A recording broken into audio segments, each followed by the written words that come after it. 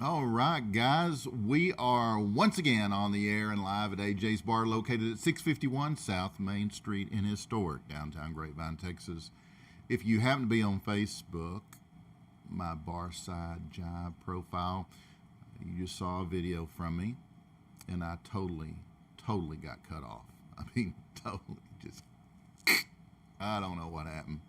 It said something about rotating your phone and then froze up, and then I don't know. Just don't know. But it is what it is. It's the story of my life.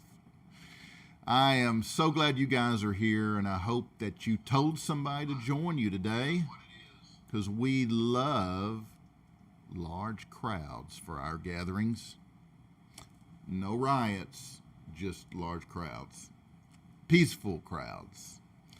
But you are probably having lunch about this time of the day, unless you're on the West Coast and you're probably having brunch. But anyway, you're sitting down, you might as well watch us because there's nothing else to do while you eat but enjoy what we have to offer.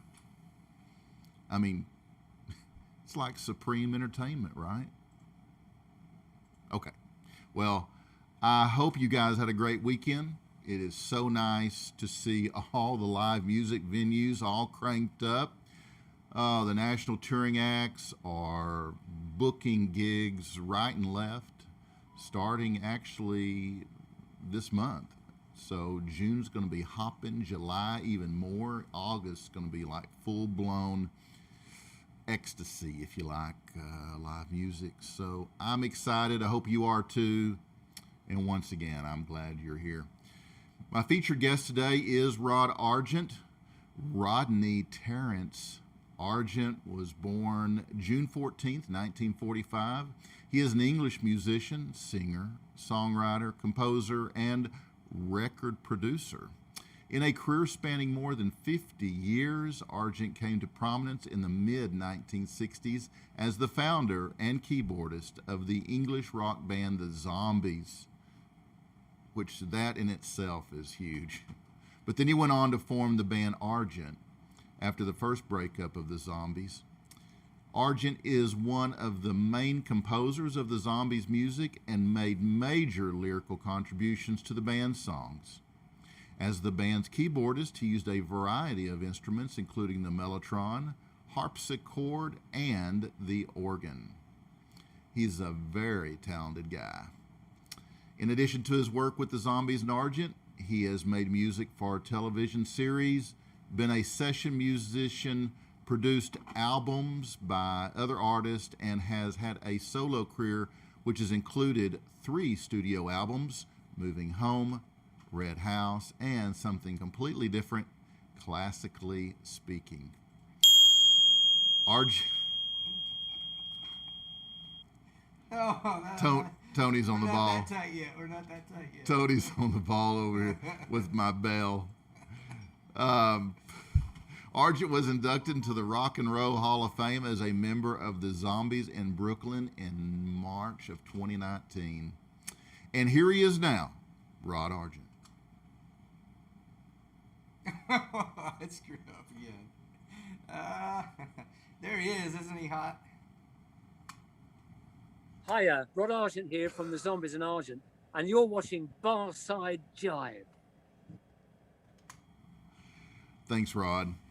This is about the time in the show when I turned to AJ and I asked him, "Hey AJ, what are we drinking?" But he's not here today. AJ's actually out, I don't know, scouting marijuana farms somewhere in the U.S. So it's just me and Tony. So we're drinking today Austin's Amber Original by Independence Brewing Company. I believe they're in Austin. That would make sense. Get it on camera. Oh, okay. Let's do it again. Very cool. You're like the dude, what was the show where you could only see, part of his face, except we could see none of yours, just your hand. You're the hand. I'm the guy with the fence in Tim the Toolman. Mm-hmm. That's a great show. All right. Well, Barside Jive, guys, is sponsored by the zoo. The Zoo. On vocal. The Zoo. The radio station of the past and the future. King of classic rock. The place where you get those deep cuts, B-sides, the stuff you'll never hear on corporate radio. In fact, every time I listen, I hear something that I've never heard before, which is so cool. And Chaz Mixon does an amazing job with that format. So the station's streamed universally now on the internet, 24/7, 365. You can get it at vocalnow.com. And remember, vocal is intentionally misspelled with a K. Got a cat in a tree. Guys, the Zoo will never die. Thank God. In addition to my guest segment, which comes later in the show, I've got that unconventional news, that non-traditional weather, our weird world of sports, and that traffic that's sure to make you go, what the hell did I just see? Delivered with that edginess and that rawness you crave but will not get from those line-spinning, cover-upping corporate media activists over at the one-sided socialist support and gloom and doom propaganda outlets. That's right, guys. Turn that shit off. Turn us on. I know in this world it seems sometimes that things are pretty hopeless. But remember what that great philosopher Mick Jagger said. Just get off my cloud. That's right, guys. Tell them to get off my cloud, turn them off, turn us on. Here we go. Some of our stuff, well, most of our stuff really is satire, simply because we got to make you laugh to keep you from crying. But the big difference in us and those other guys is that we're actually entertaining. Right, Tony? No. Right, Tony?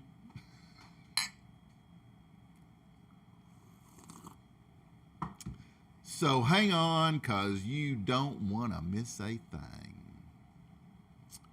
And be sure to stick around to the very end of the show, because Tony always likes to stick something special in the butt into the show. I don't know what he's got about the butt, but he put something there, and I'm sure he's got something special today. Hey, I got a joke. I am Cornholio. No, not Cornholio. I got a joke. This one's even kind of science-y for all you believers in science. Especially you believers in science, unless the science disagrees with your personal agenda and then the science is ignored. But this is science, okay? So this neutron walks into a bar and orders a drink. And when the neutron gets his drink, he asks the bartender, "Hey, how much do I owe you?" The bartender replies, "For you, neutron, no charge." Whoa. No Cornholio on that one? Who is texting me? I was trying to go with the symbol, but it's not working. The symbol's not working. Some of our sound effects, sometimes they just don't work. Oh, I know why. Oh, well, at least we got it figured out.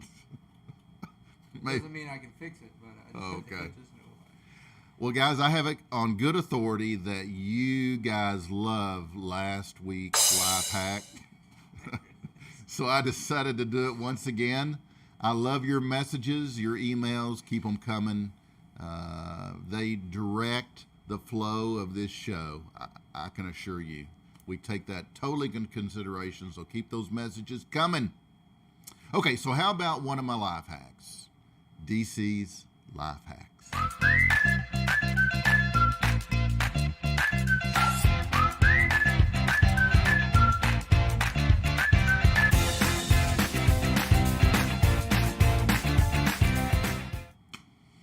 Well, my life hack number 511 is carry sparklers. That's right, guys, carry those freaking sparklers. You know, I love sparklers. They're like really cool. Always loved them. Don't want to smoke but feel left out when your friends go for a cigar or a cigarette? Carry sparklers. Now you'll have a reason to ask for a light and hang out a while. What a life hack. Did you like it? No. No. Tony didn't like it. So if you want to share your life hack or maybe some worthless info, can you imagine lighting up a sparkler? What if road flare? I'd rather do that. That'd be good.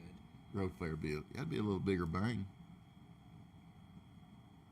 I mean, yeah, it would really grab attention. Let's try it. Yeah. I wish I had one. We'd do it. Where do you get those? Police station? No, you get them at, I think Home Depot sells them. Oh, I bet. Yeah. Not sparklers. No. Pretty soon you can get sparklers coming up in July. Yeah, it's getting close. I'll have to get some sparklers for the show. Well, guys, if you want to share your life hack, maybe because you think mine suck, at least Tony thinks so, or maybe some worthless information with us, you can give us a call on the bar phone, 469-844-1631, because we know everything. Hello? No, I'm not interested. Thank you. We know everything, kinda. And remember, knowledge is power. Don't forget those sparklers. By the way, if today is your birthday and you want AJ to sing to you, scratch that. If you want Tony to sing to you, just give us a call on the bar phone, 469-844-1631. Can you sing Happy Birthday? I can try. How's it go? Happy birthday to you. Happy birthday to you. Happy birthday, random person. Happy birthday to you. If you would love to have Tony sing Happy Birthday to you, Tony. We got to do it over here. Oh. There we go. Bar phone. Give us a call if we got it on. All right. Oh, be sure to check out my YouTube channel. Just search Barside Jive Live at youtube.com. Click subscribe and then click that little bitty bell. Oh. I'm going for the wind up.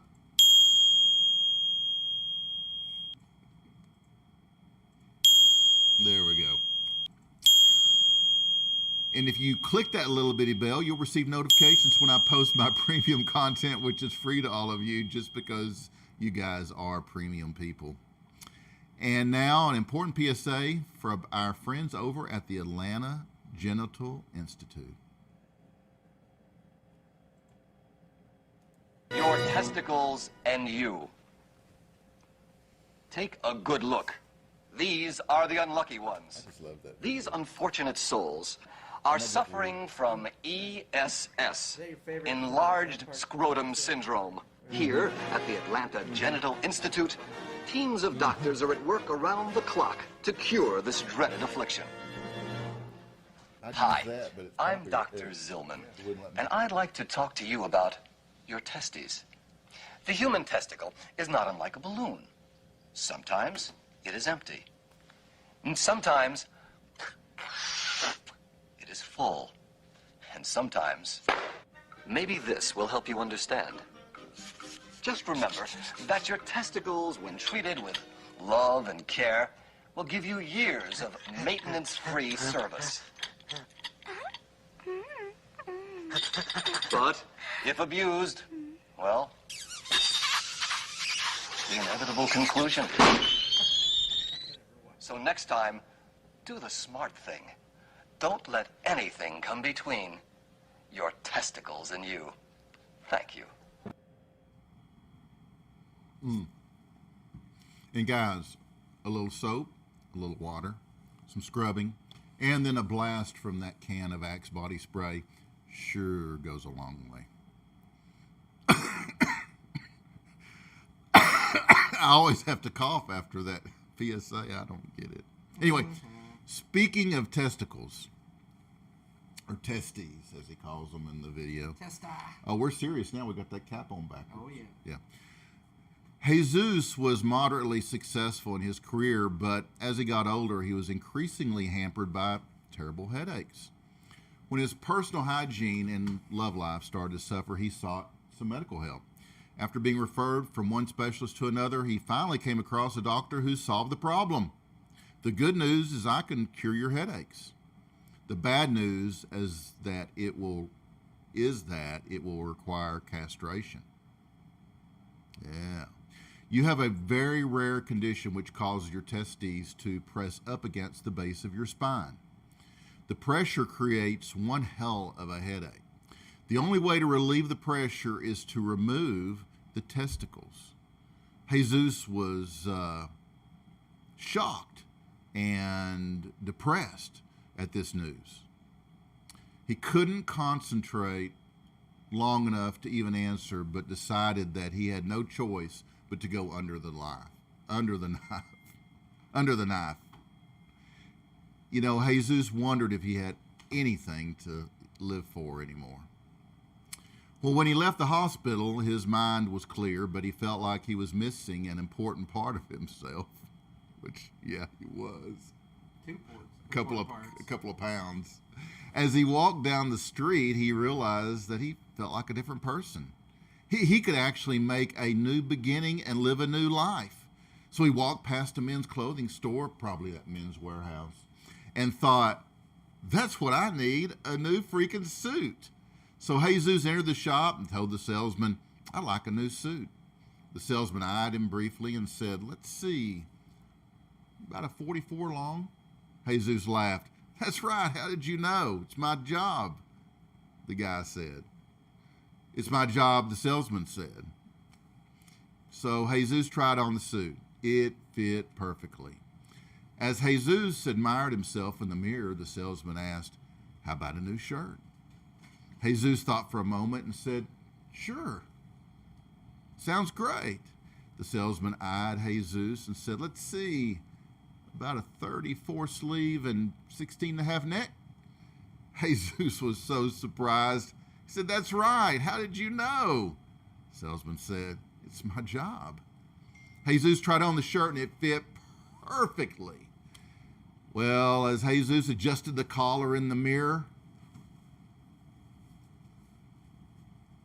the salesman asked, how about shoes? How about some brand new shoes? Jesus was on a roll and said, well, sure. The salesman eyed Jesus' feet and said, let's see, 9.5 wide. Jesus was astonished. That's right. How did you know? The salesman said, it's my job. So Jesus tried on the shoes and they fit perfectly, just like a glove. Jesus walked comfortably around the shop and the salesman asked, how about a new hat? Without hesitating, Jesus said, sure. I mean, they're on a roll, right? The salesman eyed Jesus' head and said, let's see, about 7 5/8. Jesus was incredulous. That's right. How did you know? The salesman said, well, it's my job. And the hat fit perfectly. Did you ever feel like there's not going to be an ending to this? Yeah, I thought. Jesus was feeling great when the salesman asked, how about some new underwear? Jesus thought for a second and said, sure. So the salesman stepped back and eyed Jesus' waist and said, let's see, I bet you're about a size 36. Jesus laughed.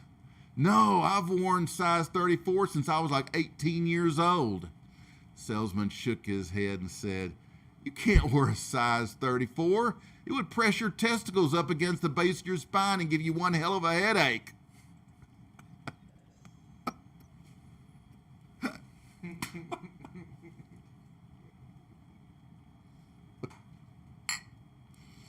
Whoop. All right, guys. Those of you that are still with us, you can hold the applause, okay, because we got to get on with the show. I know it's time once again for that segment with all those big-ass raving reviews, our breaking news. Whoosh, bum, bum, bum, bum, bum.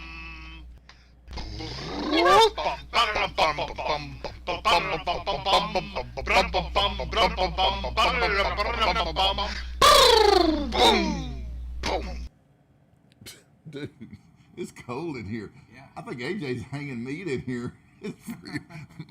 My nipples are icy. Okay, our top news story straight in from the Barside Jive news desk. Hamas calls for an Israeli cease to exist fire.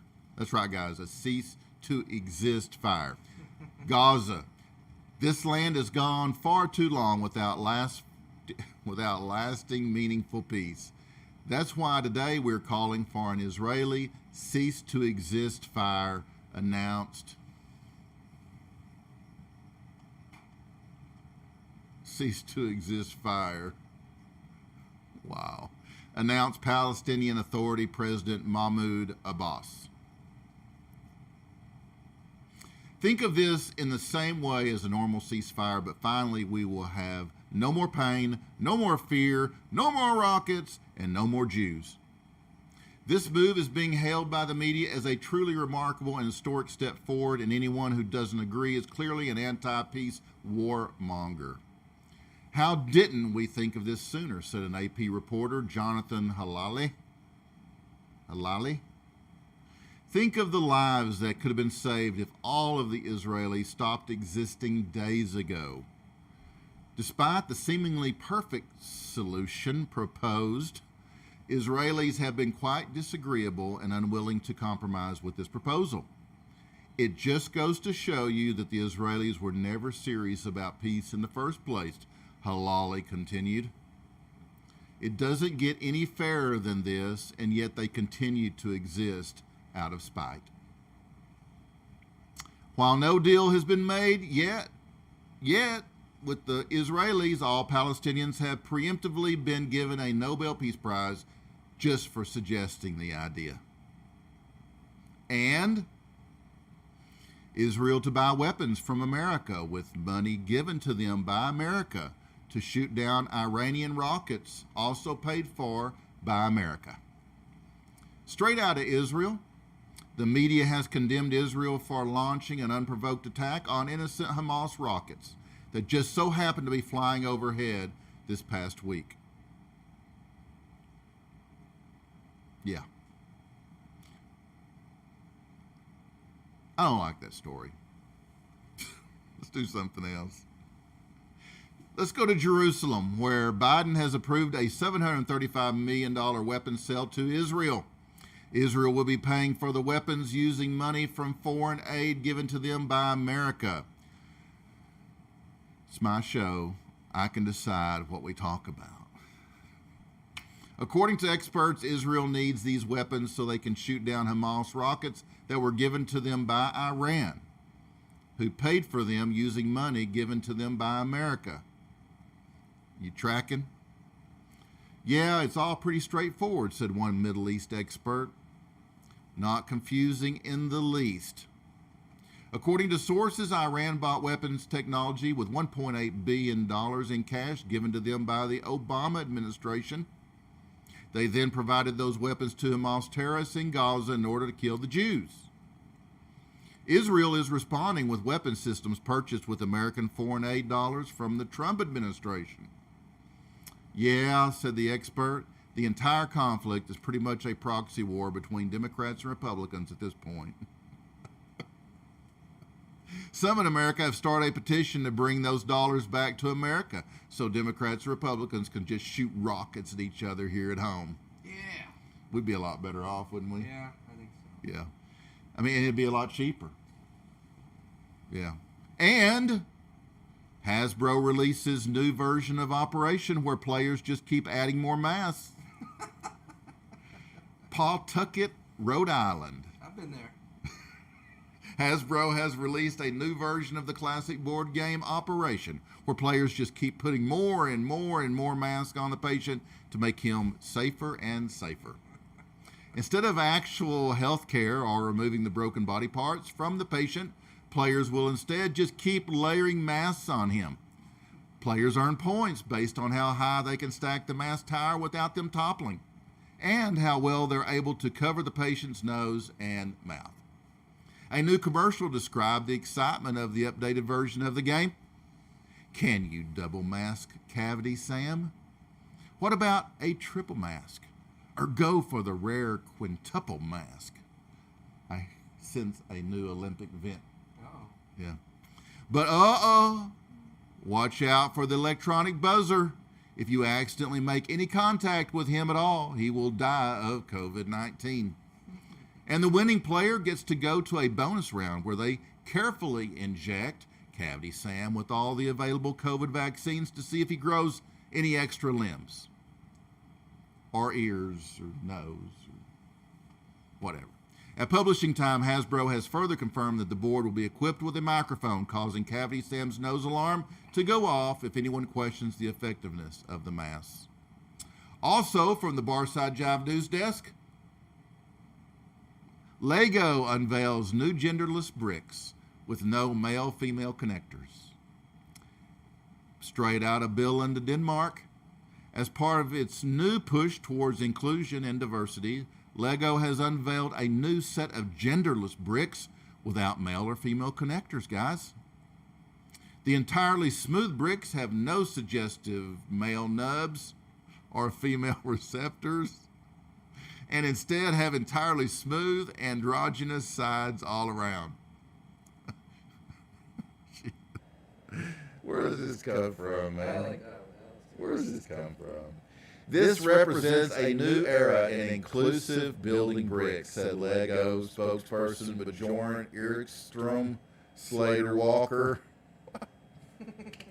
Finally, anyone can play with our Legos without being triggered by those horrid male and female parts that simply...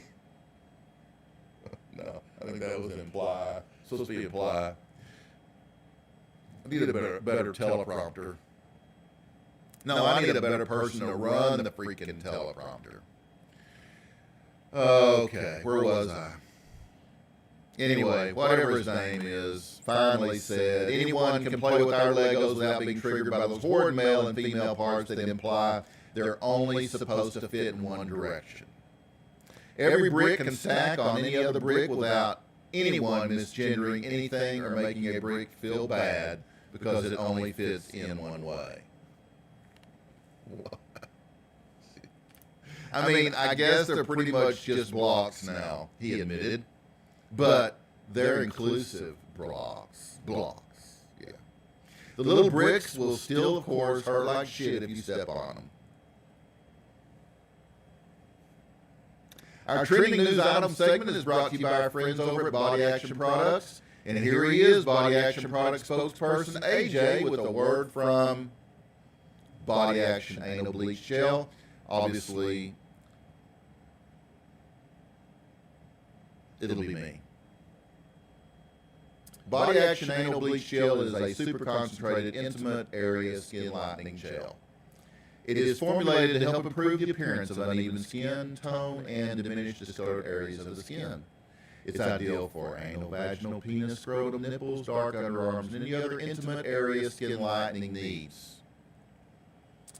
For that asshole in your life that just needs to lighten the fuck up. Yeah. Good job. You know, it's pretty bad when they're your sponsor. Yeah. You reach the bottom of the rung. Oh, but trending nationally, Florida recount finally wraps up from the 2000 elections, and Al Gore is declared president. Congratulations, Al. You won. Texas passes law allowing students to lasso and hogtie teachers who promote critical race theory in the classroom. Only in Texas. Chicago Mayor Lori Lightfoot runs for her life after Thomas Sowell, a black man, takes her up on her demand that only black people are allowed to interview her. Well, guys, there you have it. I think it's really time to move on to some rock history. What do you say?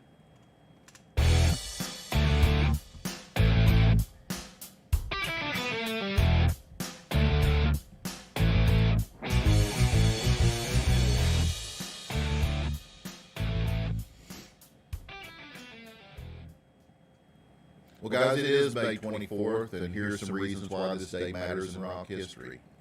In 1970, Peter Green quit Fleetwood Mac. The fame and fortune that came with the band's success and the time he invested in it led to Peter's mental decline and his decision to finally leave. In 1974, David Bowie put out his 8th studio album, Diamond Dogs.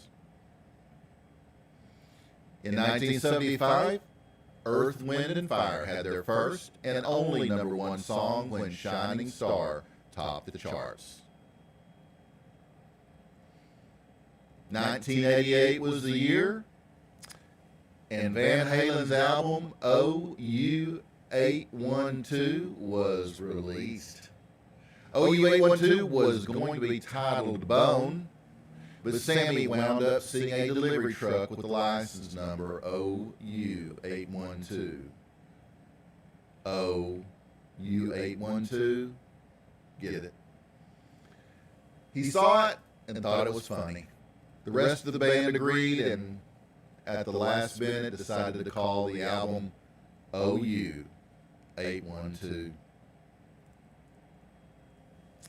In 2005, Ozzy and Sharon Osbourne put the Beverly Hills House, featured in their hit reality series, The Osbournes, up for sale. Got one more, guys. The year's 2010. Slipknot bassist Paul Gray was found dead in a hotel in Des Moines, Iowa, at the age of 38. Gray died from an accidental overdose of morphine and the painkiller fentanyl. Now, fentanyl is that Chinese drug which has seen a 233% increase in fentanyl seizures amidst the current border crisis because the Mexican drug cartels are sending it through our southern border by truckloads every day. Welcome to America. And that's why this day matters in rock history, which means, Tony, it's time for COVID Update.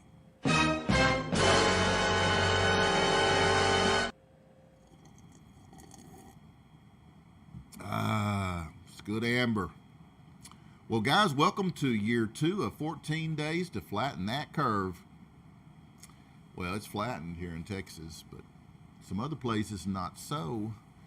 You know, this just might be our last COVID update. I know I said that last time, but I'm thinking that, because, it's over here anyway in Texas, and I'm pretty much done with it. I mean, I thought it was pretty much over before it started, but, I mean, I said it on Facebook and got, beat up severely. Anyway, but I don't think if it had been for the media hype scaring the crap out of everybody, that it would have been a big deal anyway. But my opinion, guys, my opinion. Today during COVID update, we're going to announce, or we're announcing the long-awaited winner of our 2020 school yearbook photo competition.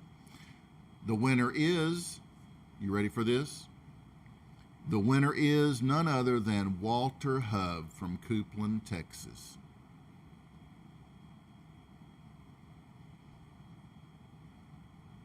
What a photo. What a yearbook photo. I guess all yearbook photos they're in their pajamas this year, or last year. I wish when COVID started, I designed a line of cool pajamas. Yeah. And there you have it. That was a great lead in to what's coming up next. Let's do sports.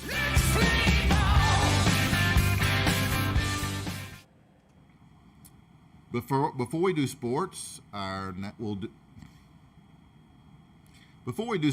we'll play our national anthem because it represents the tradition, history, and beliefs of our nation and its people and helps evoke feelings of patriotism among Americans and reminds us all of our nation's glory, beauty, and rich heritage.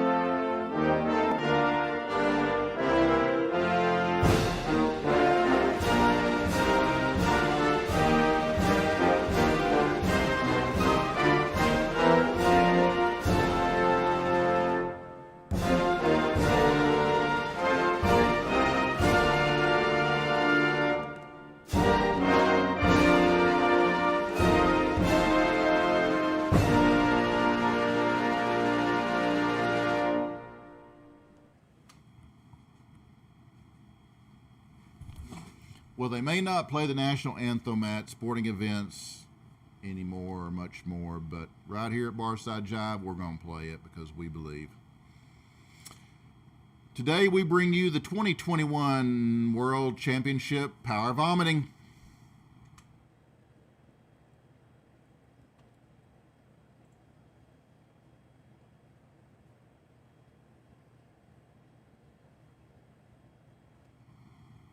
I guess he was disqualified. He vomited a little too much. Did you guys see that form, though? I mean, that was... Let's do an instant replay.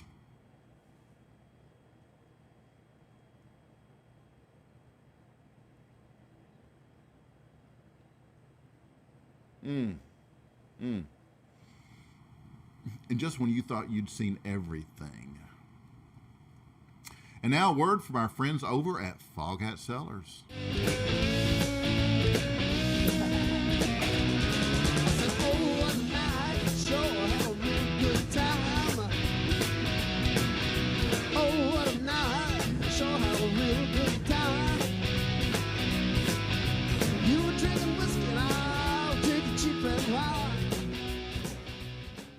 Hi DC, thanks for having us on your show. And for you folks, I'm Roger of the band Foghat, and these are our wines. Foghat Cellars. This is a Chardonnay from Monterey County, absolutely delicious. 2014. We have 2013 Pinot Noir from Monterey County. It's absolutely fabulous, a wonderful drinking wine. If you like Pinots, you'll love it. This is a Cabernet Sauvignon from Paso Robles. All our wines come from Central Coast of California.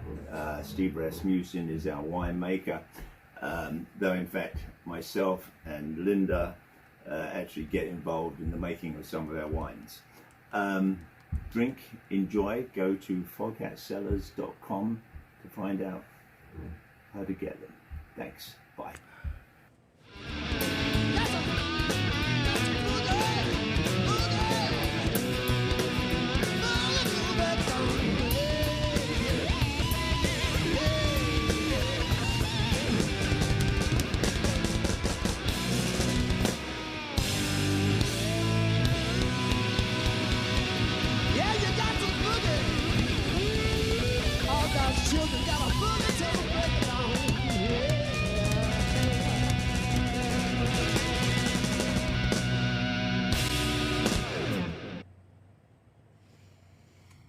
And let's all wish Roger Earl a collective happy birthday. Roger just turned 75 on May 16th, same day as my daughter. All right. Your daughter's 75? Happy, same day. Same day, different year. Damn. Yeah. Guys, do not forget to use the coupon code Barside Jive at the checkout screen for a 20% discount off your purchase. You can even get your bottle autographed by the drummer, Roger Earl, the only remaining member of that classic Foghat lineup. So check them out, foghatcellars.com. Well, Tony, What? it's time for some weather.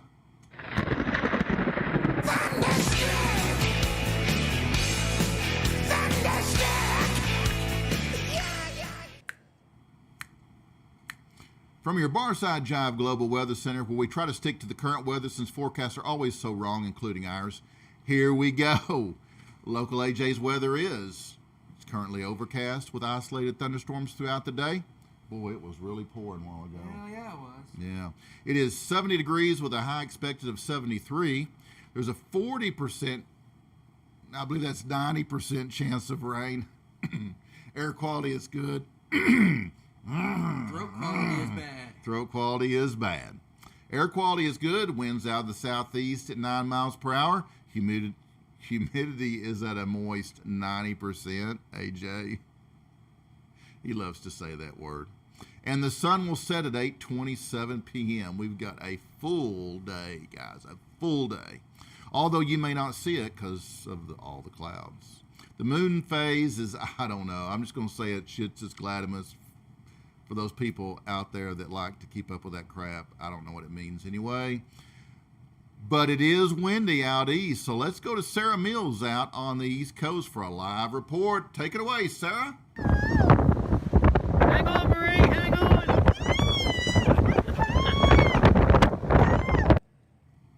That wasn't Sarah, that was Marie. Well, whatever. Wow. It's really windy out there. I mean, it's sure a lot windier than our 9 miles per hour. We'll have to at least give Marie an A for effort. So there you go, Marie. Anyway, speaking of wind, not breaking wind, but speaking of wind, a solar panel, a wind turbine, and a hydro dam are all getting to know each other. I mean, they're sitting at a bar, right? Solar panel, wind turbine, hydro dam. They're sitting at a bar, having a beer. Speaking of beer, this Austin Amber is good stuff, guys. Independence Brewing, Austin, Texas. What kind of Okay, so back to my story. So the solar panel, the wind turbine, and the hydro dam are sitting in a bar, all getting to know each other. And all of a sudden, the dam asks, "What kind of music are you guys into?" "Well, I'm into trance," replies the solar panel. "Ooh, too intense for me," the dam says. "I much prefer classical melodies or a little 60s soul." "What about you, Mr. Turbine? What are you into?" "Me," he replies, "I'm a huge metal fan." Yeah. Metal fan. Get it? There you go. And that's your global weather from your Barside Jive meteorologist. Kinda. Here at Barside Jive. Our weather, however, was brought to you by some special people, our friends over at Doritos.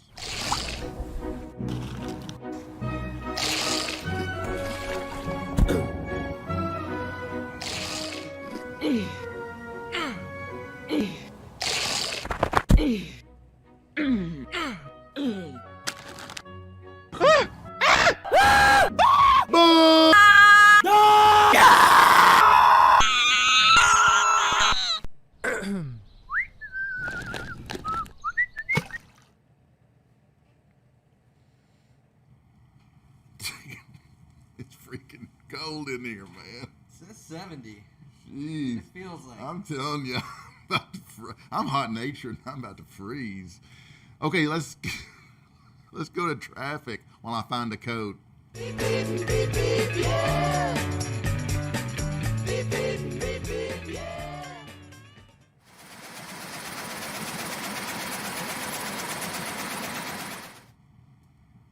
So how's it look out there on South Main Street, AJ? Tony?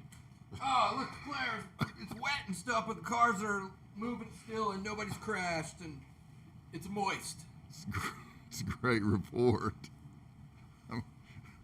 It may be fine here on Main Street in historic downtown Grapevine, Texas, but let's go to our Houston, Texas affiliate. Damn, it's cold. The KPRC News Desk for a report on traffic conditions out on I-24 East. You are heading out this weekend. There is some weekend construction you need to be aware of. Our new traffic anchor, Anavid Reyes, has a look at this weekend's traffic. Yes, Veronica, we are out here live. We're at exit 57 on I-24 East. If you're looking at traffic, don't expect too many delays. As you can see out here, things look to be moving along just fine. Over my left shoulder, you can see some minor road construction in the area, but that hasn't affected things much this morning. And oh, by the way, just real quick, my name is pronounced Anavid, not Anavid. So if I'm going to come out here and do these live traffic reports and literally risk my life, I'd appreciate it if somebody back in the studio could learn how to pronounce my name. Oh, I'm sorry. You got it, Anavid. Yeah. And what's it look like southbound? I mean, just like in the grand scheme of life, think about what we're doing right now. I'm doing a live traffic report on television. This traffic report is going to be obsolete in 3 minutes. I mean, I know I have a report that there's construction in the area, obviously, as you know, but there's a wreck about a mile ahead. And so this is going to be, all this traffic is going to be changed in literally about 60 seconds. So It looks like you've got an inside source on that wreck. Have you been in contact with the police chief? have I talked to the police chief? No, I have not. I've actually just literally looked on Google Maps, and every time you guys send me out here for a live traffic report, I literally just look on Google Maps. I look traffic. I look on Google Maps and report to you what I see here. And I don't know if you guys knew this back at the station, but every person in America has access to this. Well, it looks cold. And it sounds like you may have woken up on the wrong side of the bed. Yeah, I don't know, or woken up on the wrong side of the bed, or most people are still in bed because no one's watching the local news for traffic. Like in terms of figuring out the best route to work and traffic patterns, I can think of off the top of my head 57 other ways to do this more efficiently. Google Maps, Apple Maps, Bing Maps. My Uncle Ricky still has a TomTom. You can plug the address into that. I don't know. Go to a truck stop and rent a CB and talk to one of these truck drivers. He could probably tell you a better way to know what the traffic is. I mean, I'm just trying to figure out why. Thank you, Anavid. I mean, she actually called him Ida after he corrected her. Says, I mean, I think during that whole segment they mispronounced his name like 3 or 4 times after he corrected him. Anavid. I don't know, that cracks me up. They totally butchered that poor dude's name, and he's pissed. I don't think he'll be in traffic long. But anyway, it kind of reminds me of a joke. Kinda. I mean, it's like distantly close, but I gotta share it because it's funny to me. So a guy walks into a bar. I'm just kidding. It really doesn't start that way. A little boy goes to his dad and says, "Dad, what's politics?" Dad says, "Well, son, let me try to explain it this way. I'm the head of the family, so let's just call me the president. Your mother, she's the administrator of the money, so let's just call her Congress. We're here to take care of your needs, so we'll call you the people. And the nanny, we'll consider the working class, and your baby brother, we'll call him the future. Now think about that and see if it makes any sense." So the little boy goes off to bed thinking about what Dad has said. Later that night, he hears his baby brother crying, so he gets up to check on him and finds that the baby has taken this huge dump in his diaper. So the little boy goes to his parents' room and finds his mother sound asleep. Now, not wanting to wake her, he goes to the nanny's room. He cracks open the door and sees his father in bed with the nanny. He gives up and just goes back to bed. The next morning, the little boy says to his father, "Dad, I think I understand the concept of politics now." Father says, "Good son, tell me in your own words what you think politics is all about." The little boy replied, "Well, the president is screwing the working class while Congress is sound asleep. The people are being ignored and the future is in deep shit." Thank you. That will bring us up to, I didn't get enough response out of that. I think it needs to be bigger.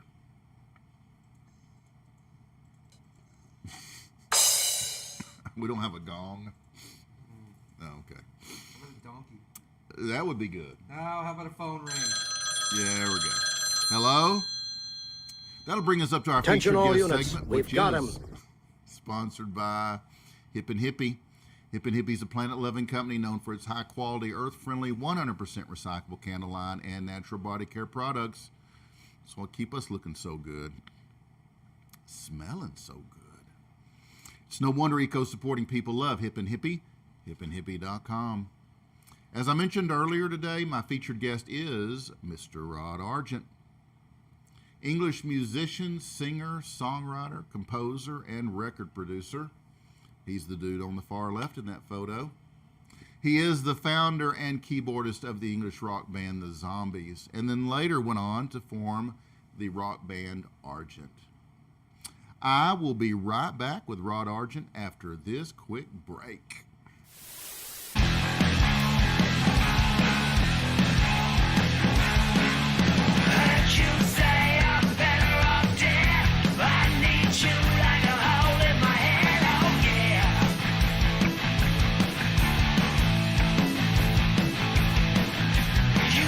You and I like a meat. Got my pride, but a man's gotta eat.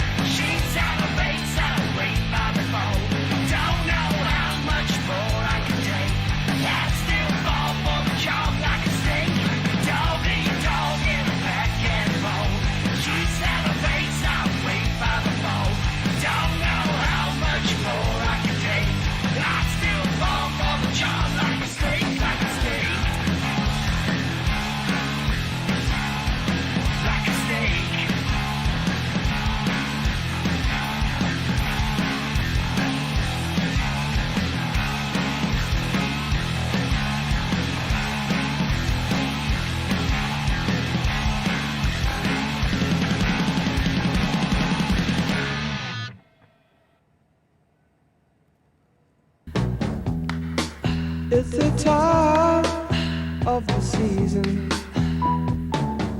when love runs high. Okay. Did you need to get you a beer? No, I won't. Actually, I'm fine. Now, where are you located right now, Rod? I live in Hampshire, which is a beautiful part of the world. It's about Sounds good. an No, hour, it's very clear. No an hour's echo. drive from London, south of London. South And yeah, and I live in a barn conversion, so it's a collection of buildings around a sort of quadrant. So you've got one building that used to be the old piggery, went before everything was converted many years ago, and then I've got a huge main so I'll area, check in 10 minutes. which is a 30-foot high or 30 barn, which was built, which originally came from the 18th and 17th centuries, but was later on, in fact, in 1996, it was converted into a dwelling. Oh, really? But using all the old beams and everything, so it's a very beautiful place. And then the bit I'm sitting in at the moment is my studio, and my studio was originally a dairy from the farm, an old dairy, and I had it really upgraded when we moved here about 6 years ago. And I had a great piece of luck because a very dear friend of mine, I'll come back in who and was a check it, production colleague right now with it's me for fine. years, and I produced records Tony. with him for a European artist, an English artist 47. actually, called Tanita So that Tikaram, means who actually sold 4 million albums from the record we made on our little studio in my previous house. So I'll check it out. And anyway, he as far as the US is concerned, we did one album. We produced one album there for okay. Well, I can do Griffith, that from out there. and we also produced an album for a guy called Josh Caddison, who had 2 or 3 Tony, thank you so singles much. in the top 20 in America. I will talk to you. But he said to me, the guy you should get to design your studio acoustically I'll lock it behind is this great guy called John Flynn, and he's even older than me. So he said he happens to be the guy that designed Abbey Road Studios and control room acoustically. And I said, oh man, that's going to cost me an arm and a leg. I can't do that. And he said, no, if he wants to do it, he doesn't take everything on. If he wants to do it, he won't be that expensive. And he did it for the most brilliant price for me. But the great thing is, I've ended up with a studio, and we've actually been using it for the last couple of years, by the time everything was converted and done, to record. And in fact, we started recording our new album a year ago. And then, of course, lockdown just stopped everything happening. And we're only just now starting to happen again. But the results we were getting out of it were terrific. And we've got 3 completed tracks that are done here. As I say, the actual acoustic in this control room and in the live studio that I have over there, it's a big enough live studio to have live drums, live Hammond, to have a little string section if you need, and we had 3 completed tracks. We got a terrific reaction initially from people in the industry in the States, and we were really rocking, and then we had to stop. But we're just about to start up again now. So I've got 3 more tracks. And we're going to put the master vocal on one of those tracks tomorrow. The first recording we've done here for the last 9 months. So I'm really, really looking forward to that. So it's Argent Studios? It's, I live in a place called The Grange. My previous house in Bedfordshire, which was north of London, was called the Red House, and so it was an old Georgian house.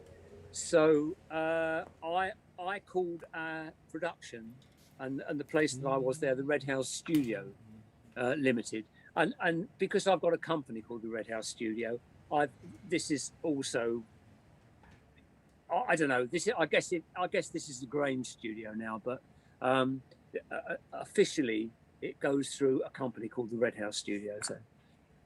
Okay, gotcha.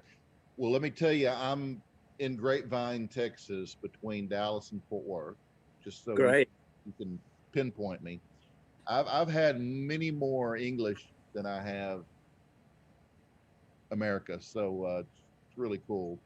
And of course, what's interesting is most of my favorites are English, whereas Right, I have a lot okay. of English fans of the show that say their favorites are American. So whatever.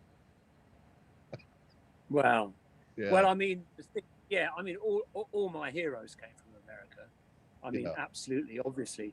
The day I got turned on to rock and roll was when my cousin Jim Rodford, who was for many years the bass player with the Kinks, but also found a member of Argent with me, and was in the later reincarnation of the Zombies with me, and who recently died, unfortunately. But he was 4 years older than me, and he turned me on to rock and roll because I loved music when I was growing up. But until I was 11, I didn't really hear much popular music that I liked. And then one day, Jim, when he was 15 and I was 11, played me Elvis singing Hound Dog, and it just blew me away, and it turned my whole world around. I can still picture Jim in the setting when he put the record on, because he just played me a couple of Bill Haley songs, and I thought, yeah, it's okay, it's all right. He said, well, let me just play you this, and he played Hound Dog, and it just turned my world around. And I thought, as soon as I'm old enough, because I was 11, I've got to form a band. I've got to be part of this in some way or other. But America at that time seemed like a different universe to England. It really, really was. I mean, things are much more homogenous now. There's still differences, obviously, but if you went to New York, even 8 years later, when I went to New York for the first time with the Zombies, all the cars seemed like mobile jukeboxes. Even then. Whereas now, everything, all the cars look the same everywhere. I mean, I've got an American car. I've got a Tesla, and which I love. So, but I saw him, and I thought, this untouchable being, is something I could never imagine, the two worlds coming together. And I later found out that when we first went over to America, Elvis had two songs that I'd written on his jukebox, and two of our records in 1964. He had She's Not There, and 65, sorry. And he had She's Not There and Tell Her No. Is that right? Yeah. Wow. And how'd you find that out? I found that out in the 90s. I had no idea when we first went over there, but I was doing an interview very much like this, a long interview with a guy in Ireland. And the guy said to me, and I was telling the story about how I nearly met Elvis. He said, did you ever meet Elvis? And I said, no, but in 1965, we met this DJ at a concert we were doing, and he said, do you want to come up to Elvis's house? And in those days, there was no big deal around it. It was just in the street, and with the gates, the rusty, they were a bit rusty actually, but with the notes on the gates and everything. And we just walked up the drive. We just opened, no security.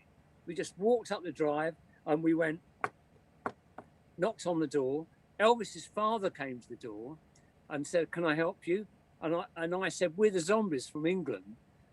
Is Elvis in? It was sort of saying, can he come out to play, sort of thing, almost. Because we were 19 years old, Right. So he said, and I won't attempt to do an American accent, but he said, well, Elvis really loves you guys. He'd be real sorry to have missed you. And I thought, well, Vernon doesn't know who we are, but it was a very sweet, hospitable thing to say.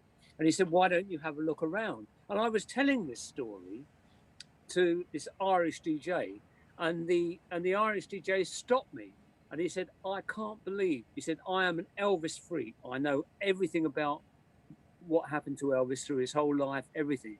I said, I can't. He said, I can't believe you didn't know that Elvis at that moment had 2 of your songs on his jukebox.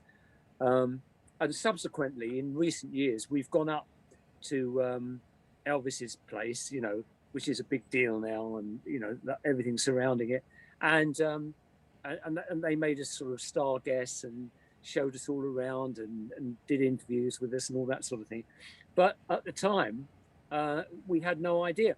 But it was, you know, and that was simply 8 years after seeing this guy who I thought was from an unattainable world, that I could have nothing really to do with that music, except I had to be part of it in some way or other. And, you know, a lot of English guys felt the same way, you know, when we first heard Elvis. I always felt it was my first introduction to black music by proxy, because I'd never heard any R&B before that. But very soon it led me into listening to people like Big Mama Thornton, who did the original Hound Dog, into some blues things, you know, Arthur Crudup, obviously, and Ray Charles led me to listen to Ray Charles for the first time, which I still listen to now. I still listen to Ray Charles all the time now. You know, one of my favorite records is Hard Times. You know, this marvelous, soulful playing and singing. So, you know, it's a pretty magical time, really. Oh gosh, I mean, I can't imagine how that made you feel when you found that out. I was, you know, I'm not normally speechless, but I was I was for a little while there. It really took everything from under me. You know, I couldn't believe it. Wow. Guys, welcome back to Barside Jive. It is that time where I introduce my guest, and I am honored to have the legendary Rod Argent with me today. He is an English musician, singer, songwriter, composer, and record producer, best known as the founder and keyboardist of the English rock band The Zombies. It is a real pleasure to have you here today, Rod. Oh, it's a real pleasure being here. Thank you very much. You're welcome. You know, you've been doing this a long, long time, haven't you? Yeah, I certainly have. Yeah. Since I was, well, we turned professional. Well, the Zombies formed in 1961, and we turned professional in 1964 after we won a beat competition for which one of the prizes was recording a single with Decca. And the guy who was producing this said, have you thought about writing something yourself for the session? And with the sort of naivety and arrogance of youth that you only have once, and not knowing any of the pitfalls, all the hundreds of things that can go wrong in the studio or anything, I thought, yeah, I can write a record that's as good as the Beatles, you know.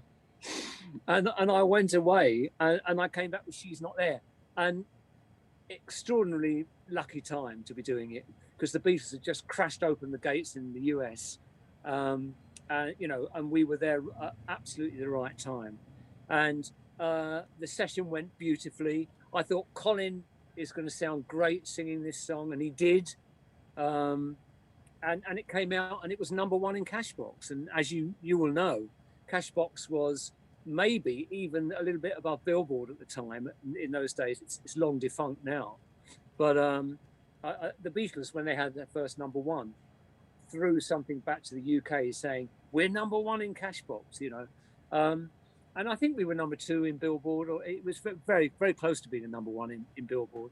But it was just a magic time, because we were still 18.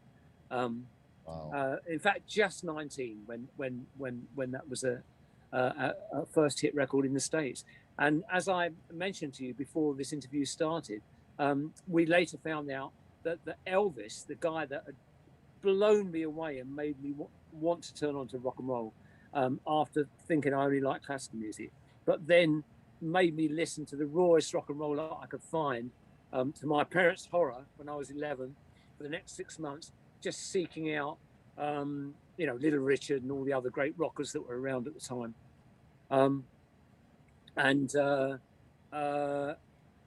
It was just extraordinary that just 8 years later we found out that Elvis had our records on his jukebox. So that was it was just a dream time for us, really. Wow.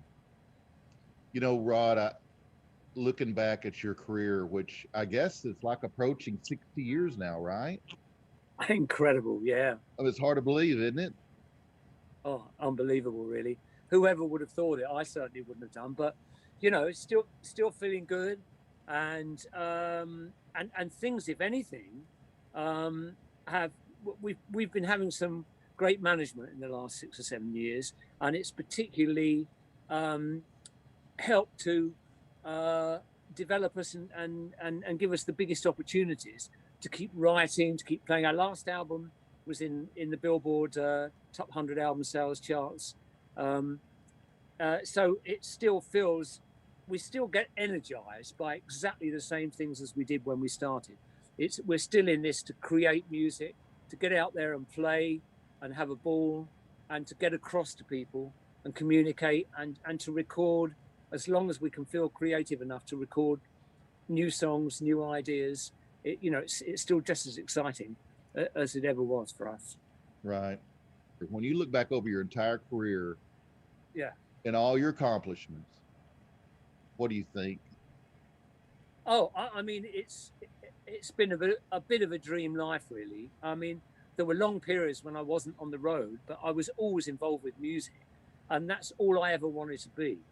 I mean, I had when I left school, I was 18 years old, and it was time to apply for university. And at that time, I actually got a place in university, which was much more unusual in those days than it is now.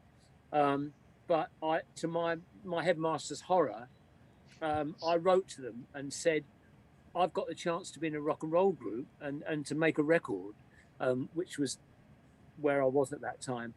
And the university were brilliant, actually. They wrote back and said, go for it.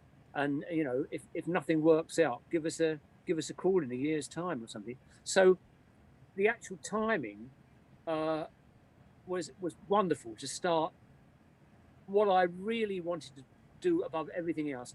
I mean, I really identify with John Lennon in the sense that he said, when he was young, he said music was the real world to him. And what was happening in what others call the real world, was a sort of a lower level thing for him at that time. And reality, to me, it always felt like music. Music always seemed to be the place where I felt most at home, and where I could most communicate, and where I didn't worry, And I was so incredibly lucky that things turned out in such a way that I could start a music career. The Zombies were only together professionally for 3 years, but then we were lucky enough to have a subsequent #1 with Time of the Season. And by that time, I was already, with Chris White, our original bass player in the Zombies, we formed a production company. And I was lucky enough to be able to negotiate a production deal for which the first artist was Argent, my group Argent. And then I went on to have some hits with Argent, the biggest one of which was Hold Your Head Up. So I had that performance career. And then after about 12 years of performing on the road non-stop, I came off the road and I turned into a musician that was mainly producing other people's records, that was writing music for television and TV films. I was involved in music right up until 1999, when I actually did a charity show for a jazz musician over here who became a great friend, called John Dankworth. And John was a very well-known jazz musician in the UK, and his wife Cleo Lane had a lot of success in America as well, and did Carnegie Hall concerts and everything, and used to get bunches of flowers from Ella Fitzgerald and Peggy Lee and everything. During this concert, to raise money for his music theatre that he had, Colin was in the audience again. And I kept up a great friendship all my life with Colin Blunstone. Right. And on the spur of the moment, I said, look, I know Colin's in the audience. Does he fancy getting up and singing She's Not There with me? So he got up and sang She's Not There. And then we followed that with Time of the Season, because that's about the only two things we could at that point remember together, you know, how to play. And it felt as if we'd been together 2 weeks before rather than 30 years or whatever it was at the time. So very soon after that, Colin phoned me up and said, look, he said, I've been doing 1 or 2 solo gigs after many years. And he said, why don't you do half a dozen solo gigs with me? And I said, oh, Colin, I don't know. And my memories of coming off the road with Argent were traveling around with huge sort of Pantechnicons with masses of gear, things going wrong every night, or, you know, the Hammond not working, the Mellotron not being able to play, frantic repairs going on before you could actually even get on stage. And the last thing that seemed to be important was the actual 2 hours that you were on stage playing. And, I said, I don't think I can go through all that again. And he said, it's not like that now. He said, it's absolutely different. You know, it's been so many years since you've been on the road that, you know, we used to have to take a PA system around with us for the vocals. And of course, everywhere now has great PA systems, et cetera, et cetera. And you just need a decent sound engineer to help you through that. Anyway, with great trepidation, I actually did these half a dozen gigs with Colin in the UK, and I had such a ball. I really did. And somehow, in a very slow way, we kept it going. And what was supposed to be 6 gigs have turned into 20 years of being on the road again in this incarnation, the Zombies, traveling around the world, getting to a point where, as I said to you, the last 6 or 7 years, we've had great management, particularly in America, and they fashioned things so that we could show ourselves in the best light. And we were inducted into the Rock and Roll Hall of Fame, which I would never have thought would have happened in 2019. And it's great, you know, because let me tell you, for those 2 hours or hour and a half or 2 hours that you're on stage, I can swear to you, there's honestly no difference in the feeling to when you were 18 years old. And there's just as much energy on the stage. And we're lucky enough to often, along with people that have followed us all the way through, we're lucky enough to often have a young component in the audience. People, you know, from the ages of sort of 17 and 18 upwards. And we seem to be able to manage to relate to them too, which I would never have dreamed in a million years, but it happens. And we get a lot of young independent bands come to see us, and they come backstage afterwards, and we talk to them. And you know, the only difference is at the end of the show, we can't wait to get home to go to bed. You know, whereas in the old days, the evening would often start there. You know, at that point. So. You are watching Barside Jive with my guest, Rod Argent of the Zombies and Argent. Probably your rider looks a little different nowadays, too. The what, sorry? Your rider. Oh, the rider. Yeah, our rider's pretty cool, actually. It's okay. But, yeah, it is different to what it was in the early days. But, you know, there are no blue M&Ms specified or anything like that. No, it's a sensible rider, but no, we tend to get things like, you know, organic chicken and some nice quality stuff all over the place. But I'll tell you what, if you're going to keep going when you're 75 years old and 76 this year, which I can't believe, then you've got to look after yourself. And do you know what the extraordinary thing is? That when we're on stage, or when we're playing, maybe in a little festival or something with bands that are more vintage than younger bands, although they're usually younger bands on as well. It's extraordinary because so many people now don't hardly even drink. You know, it's like a survival thing that you've got to look after yourself if you're going to continue going, you know, and you've just got to moderate what's going on, and then you can have the energy that you need. But you know, when you're 17 and 18, you can get away with anything, and nothing has any effect on you. But let me tell you, when you get in your 70s, it's not the case. When is your birthday? It's in June the 14th. In June. Wow. Were drugs really on the rider back in the day? Not for us, because you have to realize we were so early. We were touring with the Zombies between 1964 and 1967, really. That's when we came off the road.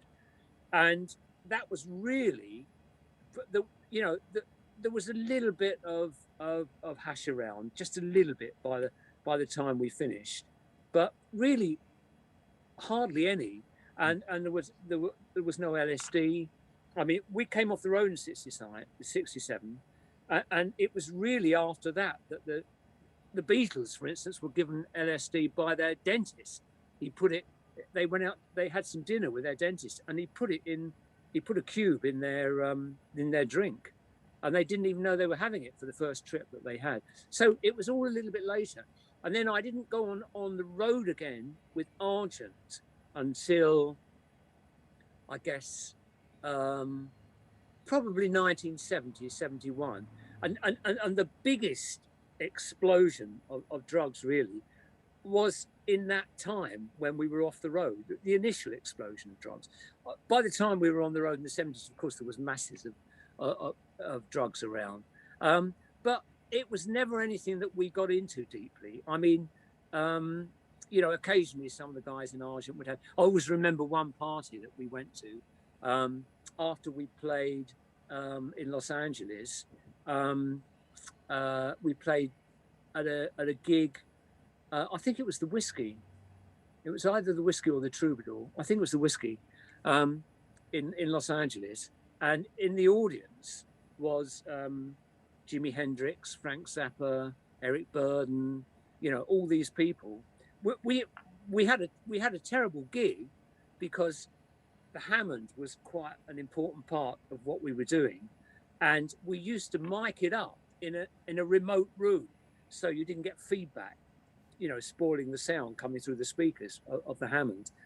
And after the first song, someone nicked the mics from the Leslie speaker, so you couldn't really hear the Hammond. So we felt it was a bit of a disaster. But anyway, we were invited to a big party at Eric Burden's place the following night, where Jimi Hendrix was, and I think that Eric was debuting War. I think that's what was happening that night. But anyway, there was a hash cake that was so strong that I didn't have any, but the rest of the guys did, and they were, they were on cloud nine for the next 3 days really before we had to play again. So that was cool. So occasionally things like that happen, but I was never really into drugs personally, and maybe that's helped me stay healthy. I hope. Yeah. I don't know, and able to carry on, but who knows? Well, you're doing well, Rod. Well, it still feels great to play, and it feels great to write and to be recording again. We're recording a master vocal tomorrow, actually, which I can't wait in the studio here.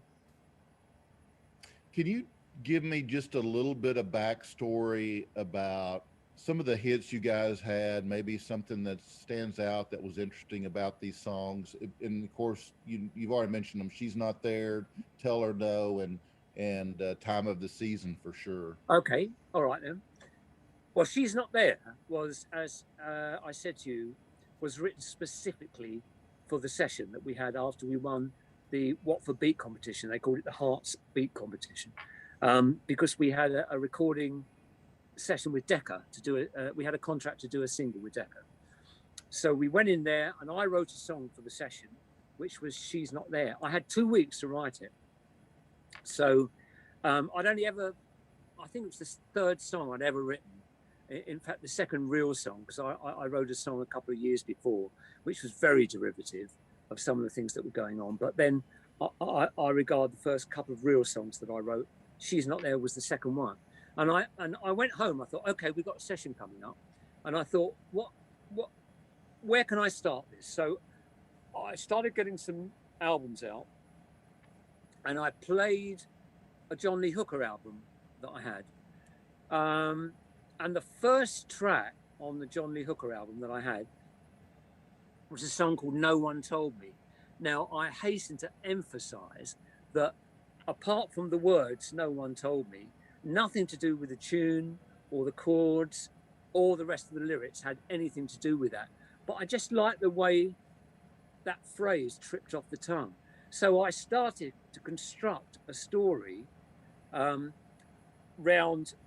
I thought, okay, I had in my head that I wanted to start with a melody that was a blues-based melody in the first verse. Then I wanted it to develop with some unusual harmonies, and then I wanted it to build to a third section, which